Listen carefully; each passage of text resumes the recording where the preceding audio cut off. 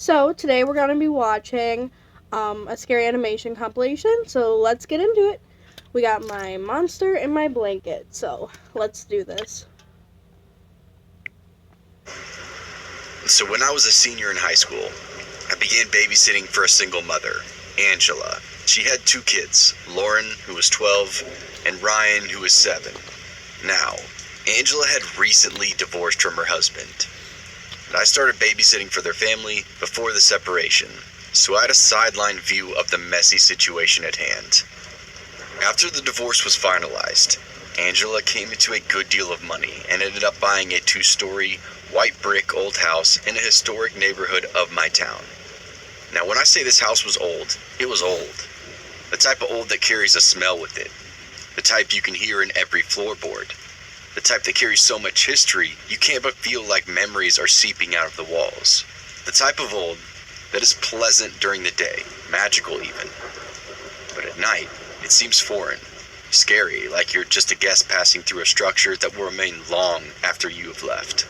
So, when I was watching the kids one Friday night, which was a normal night with them, Angela always said she had dinner plans with friends, but I know she was going to a bar and getting plastered because she would always come home and leave the money on the dining room table, yell thank you in a slurred voice, and proceed to walk up the incredibly creaky stairs, all without coming into contact with me.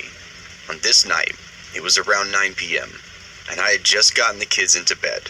They each had their own bedrooms, but slept in Ryan's bunk beds because she hated sleeping alone. Usually, Lauren would stay awake and play with her tablet for a little bit before falling asleep.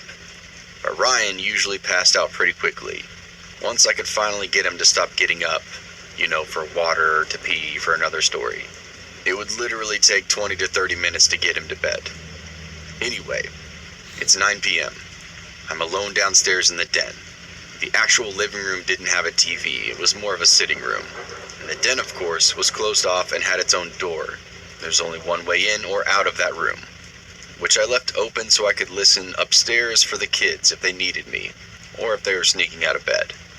As I'm sitting on the couch flipping through the channels trying to find something to watch on TV, I hear a very light knock on the front door. Now, I can see the front door from where I'm sitting because it was a straight shot from the den, and the couch was back far enough that all I had to do was lean my head back. I should note here, the only lights that were on inside the house were the upstairs hall light, the den lights, and a small lamp in the kitchen. The only light that allowed me to see the front door is what it cast down the staircase. The front door did have 2 slender windows on either side of it, but they had curtains that were drawn. So apart from the solid door and 2 closed curtain windows, I couldn't see outside on the front porch. Maybe it was because the house was so old, and I used to hear it creak all the time. Or because I'm a lock freak and keep all entrances, windows included, to any place I'm staying, locked tight. I had seen way too many horror movies to forget to lock a door, so I didn't go peek out one of the windows. I simply decided to ignore it, even though it definitely started up my adrenaline. I continued flipping through the channels. At this point, I'm not really paying attention to the TV anymore. Maybe a minute passes. I hear the knock again, but this time, it's a little louder. Loud enough that I can no longer pass it off as the house creaking. Quiet enough that it wouldn't wake the kids. Now I have no choice but to get up off the couch and peek out one of the windows. Trying to be sneaky, I crouch down and look out the window from a really low way if someone was watching through the curtains that hopefully they wouldn't see me. But when I draw the curtains back, no one is there. The only things I see are an empty street illuminated by the classic-looking street lamps and a very dark front yard due to the shadows being cast by several large wide trees. I'm not gonna lie to you, I was pretty freaked out. I'm a high school senior babysitting 2 kids asleep in bed in a large old house that already gives me the creeps on its own. I was literally in the setting of every single horror movie right now. Having too much adrenaline to go back and try to watch TV, but not feeling threatened enough to call Angela or the cops yet, I opt for sitting on the bottom step of the staircase, which was right in front of the door, and playing on my phone checking the front door lock before I go to sit down just in case. I kid you not, maybe 10 seconds after I'd sat down, I hear the knock again. But this time, Instead of being sneaky, I simply peek out the curtain at eye level, just in time to see someone run behind one of the trees in the front yard. Let me tell you, I don't know about you guys, but if I heard a knock and there was no one there, and I seen someone running around outside and I'm babysitting, I'm calling the cops or I'm getting the heck out of there. I actually let out a sigh of relief. Where I grew up, Ding Dong Ditch was a staple for teenagers, and I could handle harmless teenager pranks. Usually, to get the ditchers to stop, just simply turn on the porch light. Okay, I get what she means by ding dong ditch. I could totally see how maybe she's just trying to play it off as that. Let's continue. So that's what I did. I laughed a little as I walked back to the couch. I should have reasoned that it was just a prank from the beginning. But as my butt hits the couch once again, I hear yet another knock. But this time it's even louder than the last two. So now my anxiety has turned to annoyance. I've got two sleeping kids upstairs, and if this knocking persists, it could wake them, leaving me to the task of getting them back to bed. So, up from the couch I go, I pull one of the curtains back, revealing an empty lit front porch, and proceed to flick the porch light on maybe 5 or 6 times, leaving the light on after I'm done. But instead of going back to the couch, I stand there and wait with the curtain open, daring any teenager to try to ring that doorbell or knock one more time. After a few minutes, I feel confident that I may have gotten them to leave. So I turn the porch light off, close the curtains, and head back to the den. What greets me 5 minutes later is the loudest knocking I've ever heard. It honestly sounded like someone was trying to break the door down. At this point, I don't know what I'm feeling more, anger or fear. I rush to the front door, pull back a curtain, flip on the light, and I come face to face with a person wearing a full-on bunny rabbit costume. What the heck? Think the Easter bunny, but the costume looks 50 years old and is incredibly dirty. I'm out of there. I'm maybe 10 gone. I seconds, grabbed I the just kids. I stand there called in the utter cops. shock. I'm done. A creepy bunny costume was the last thing I expected to see. A teenager laughing his head off? Sure. An escaped convict wielding a knife? Sure. A dirty old bunny rabbit costume? Not a chance. The creepiest part was, they're just standing completely still, staring straight ahead at the front door, until they slowly turned their masked head and looked directly at me. And that is when I noticed that the mesh eyes that are usually on costumes like this, you know, the ones to allow a person to have some sort of vision, have been completely cut out. So I'm actually looking right into the eyes of the person hiding inside this thing. And that is what triggers my fight or flight. Not because there was a creep rabbit stranger on the front porch, but because those eyes looked so empty, I felt like I might be swallowed up if I stared into them for too long. I jumped back from the window, pulled the cell phone from my back pocket, and went to dial 911, please state your emergency. There's a man on my front porch in a creepy bunny costume. He's been knocking on the door for a little over 10 minutes. Okay, ma'am. Is he still on the porch now? Yes, he's staring at me through the window. Can you send someone here, please? Fast. I'm babysitting 2 kids. Alright, can you give me your name and address? We will get someone en route. I give them my address and name, and then ask, how fast can they be here? Something is really off. We have officers nearby. They should be there shortly. Just stay on the phone with me until they arrive, okay? Okay. Before either of us have a chance to say anything, I feel a tug on my shirt, which almost made me shit my pants. I've been so focused on the phone call and keeping an eye on the bunny man, I didn't hear the kids come downstairs. When I spun around to look at them, the kids peered at me and could see the bunny man, and both promptly let out a blood-curdling scream.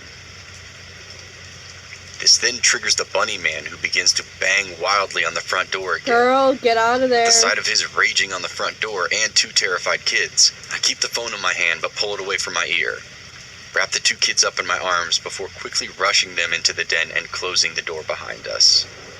Even through the closed den door, we can still hear the banging.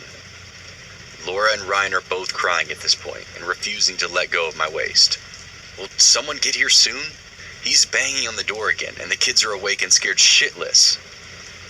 They're only a few minutes out. Can you and the children try to find a safe place to hide? We are in the den with the door locked. There really isn't a place to hide in here. Okay. Keep the door locked and sit tight. Officers will be there soon. Can you still hear him outside? Yes, it's really loud. I'm scared he's gonna break the door down. Okay. Officers are a minute out. Can you describe the costume this person is wearing? It's a white old bunny-looking costume. It looks really dirty and the eyes are cut out. Are you sure this is a male? But before I could respond, the banging at the front door stops. The banging stopped. The banging stopped? Yes, it's quiet now. Okay, just stay where you are. Officers are in your neighborhood.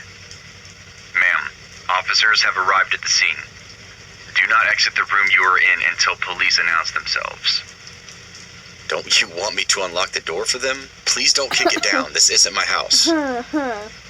Ma'am, officers say the front door was wide open upon arrival. Just stay where you are. That's not Officers will good. get to you shortly. Guy's in the house, isn't he? But the door was locked. I always keep the door locked. To wrap up this very long story, somehow when the police arrived at the front door, it was wide open. Even though I know it was locked. I had even checked after that second time Bunny Man knocked. But Bunny Man was nowhere to be seen. The police did a search of the house, which was all clear. No one inside except the three of us, and they couldn't find him around the outside of the house either. They said they would canvass the area, but I'm not sure if anything came of it. They did leave an officer to wait outside the house until Angela got home. I called her as soon as the police got to us from that room, and I was able to get off the phone with 911. I think they could see how shaken I was. I refused to babysit for anyone for a long time after that night. I can't blame Maybe you. a solid year. And when I did start babysitting again, I would jump anytime I heard anything outside after dark. To this day, I don't know if they ever found the Bunny Man. I don't know what his intentions were. Maybe it was just to scare the shit out of random people. Or maybe it was something worse.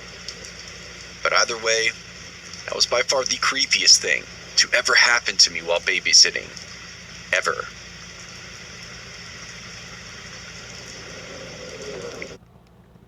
Let's get into story number 2.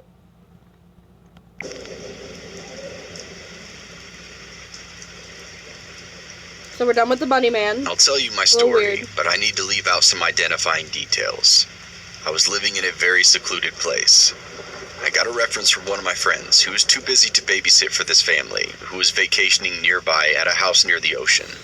The house was less than a mile from the beach with nothing but sand between us and it.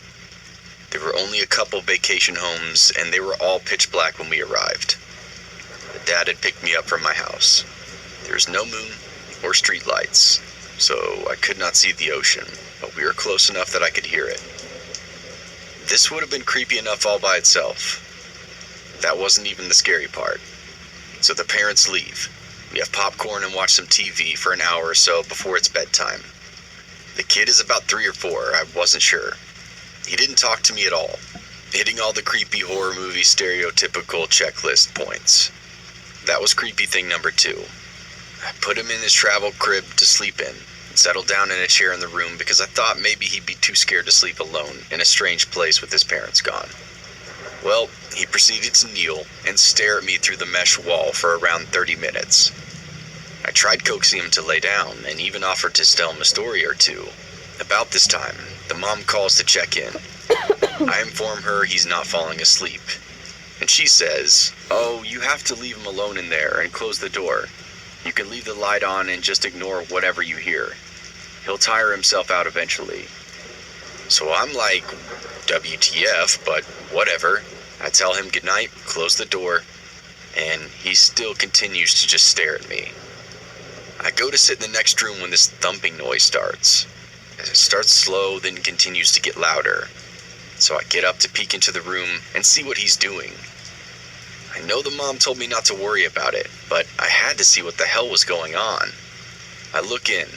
He's banging his head on the side of the crib pretty hard. But again, it's one of those flimsy travel cribs, more like a playpen. So he's not really gonna hurt himself, but he was lifting the whole thing up a few inches off the ground with the force of his head bouncing off of it. As soon as I went to close the door again, he immediately stopped and stared right at me with this blank and creepy face. I quickly closed the door, and the banging started once again and then continued for another 20 to 30 minutes, then stopped. I peek in one last time and he's fast asleep. Well, Butt that's in the good. air, face on the mattress. Turned to the side so I knew he could breathe okay. The next 3 hours of complete silence were a bit torturous. I could not wait to leave. It's quite possible this child had some issues, with the lack of speech and his behavior. But to not warn me at all was kind of wrong on the parents' part. You It think? goes without saying. No surprise here that I never sat for them again. Thank God.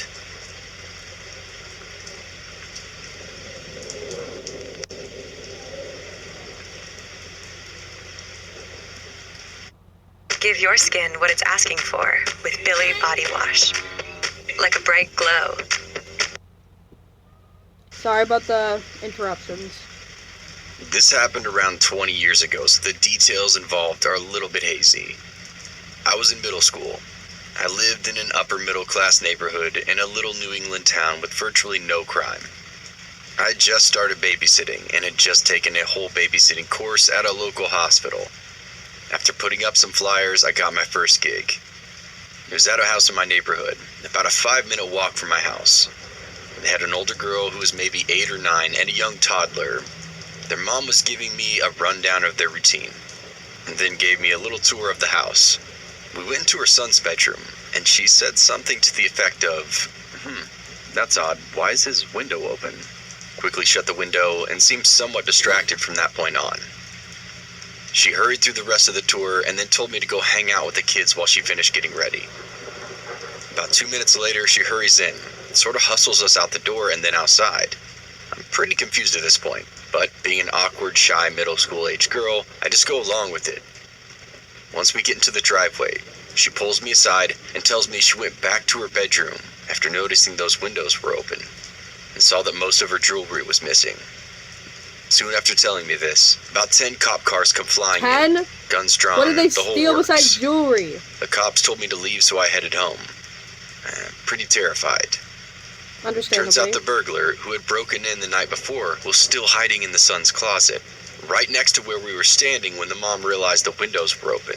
Yikes. I don't really like to picture or wonder what would have happened had she not noticed that open window and left me there for the night to babysit her. But in those instances, I only had to go up and check on them every so often. This took place during a pretty hot summer. The kids were all excited about sleeping out in the treehouse that night, and their mom told me it would be okay, just to check on them ever so often, and I tended to always do this, including after they'd gone to sleep. So I went back and forth several times. The boys were staying up late, reading comics, and just being boys. When I went to check on them around 11 o'clock, they had finally fallen asleep. I turned off the light and went back to the house. On the way back, I paused for just a moment. There's a light on in the second story of the house, and that wasn't unusual on its own. But as I was walking back, I saw the light turn off. This definitely wasn't a case of my eyes playing tricks on me either. I wasn't sure what to do at first, but I took out my cell phone and called 911. And after that, I climbed back into the treehouse, turned on the light quickly, and woke up the boys. I didn't tell them what I'd seen, but only that they would hear police sirens and not to worry about it. Soon the police arrived, and I watched them from the treehouse as they went in. An officer soon came over to the treehouse as well to indicate to us that it was okay to come down. I watched again as cops came out of the house with a man in cuffs. They had found him, hunkered down in the boys' room closet, holding a knife. I I'm don't not know if he was babysitting waiting again. for them, and I don't know if he was waiting for me. Maybe he was just there to rob the place. All I know is I'm very thankful that I saw that light go off.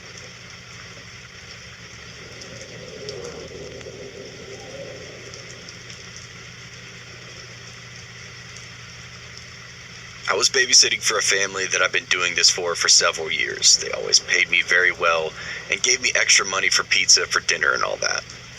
So after a couple of hours after the parents had left, and once the kids had done all of their homework, I went ahead and ordered the pizza. When the pizza guy arrived, it was a different guy than I'd seen before. He was a bit awkward at first, not really seeming to acknowledge that I was there, just kind of giving me this creepy look. After a moment, he looked over at the car and told me he had gotten the pizza wrong. He went back over to his car, grabbed another pizza, and came back to deliver this one. He gave me the pizza, I paid him, and he left. When I opened the pizza, I noticed that I actually had gotten the wrong pizza. I just assumed this guy was new and had made some sort of mistake. I called the pizza parlor to let them know, and they told me that they would send a new one out. About half an hour later, the kids were getting pretty hungry and frustrated. But finally, the pizza came not long after. It was the same guy. He apologized and we exchanged pizzas. He was about to leave before I checked the pizza myself, and once again, it was the wrong pizza. I called the guy back and he apologized, but by now, I was getting irritated. He went back to his car, got another pizza, confirmed that it was the right pizza, and then he left. I was just bugged by this guy, but happy that I finally was able to get the kids fed. Halfway through eating the pizza, the doorbell rang. I went to check on it, and it was that same pizza guy. Yep. He told me that I'd overpaid for the pizza, which I know that I haven't. He gave me $10 and I just took it and he left. Thankfully, he didn't come back for the rest of the night, which was great. I put the kids to bed and read until his parents came home. I got into my car to go home. About 2 hours later, there was a knock at the door. I was still awake because I was studying for a big test. When I answered it, it was the police. Someone had broken into the house I was babysitting for, claiming he was my boyfriend. I had to refute the story and identify who it was. Don't think it comes as any surprise to anyone reading this that it was the pizza guy. He didn't know I was the babysitter and assumed that I lived there. He tried to get in late at night and got caught, claiming, "I'm your daughter's boyfriend." Well, obviously he went to jail, and I have no doubt that he kept screwing up on purpose in order to keep coming back to that house. I'm sorry that that family I babysit for had to go through this, but I still watched over their children often.